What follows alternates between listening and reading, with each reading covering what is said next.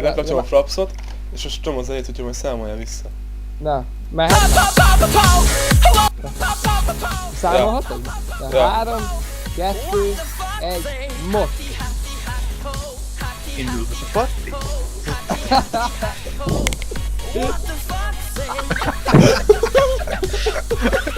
Ez mi a úgy komolyan? Sok ilyen nem normális.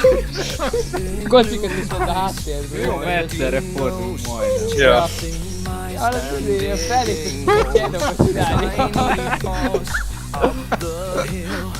De büdös fúj, lennék fújlották is. De amúgy ide kéne még hozni majd egyszer még vagy 10 embert és húznak. Ja, és várj, ezek között kéne, hogy GTA-t csinálnék, de jó a hangul össze minden a tévének keresztül. Lerakni egy tábort, közép és mindenki körül. Most mit szólnánk hozzá, valaki most két darab M240-esen meg kellene. Hát megállnánk egy hammer. Vagy lehetne egy gránátot.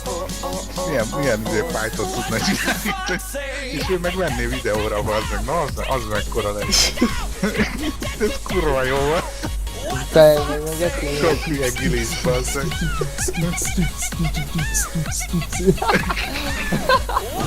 Ők a Pesten be voltunk egy kicsit zsongva, gondolom értitek, hogy miért volt egy ülünk kint az utcán, hogy Galam tudjátok így nyomja a fejét előre, tudjátok, amikor csipegeti a faszom, úgy megy, hogy így mozog a feje. És elkezdtem csinálni, pont úgy jössz, ez sírt, hogy röhögés, de haverem behúgyul a szót. Ez kurva jó, meg majdnem ugyanezt csináljuk vagy.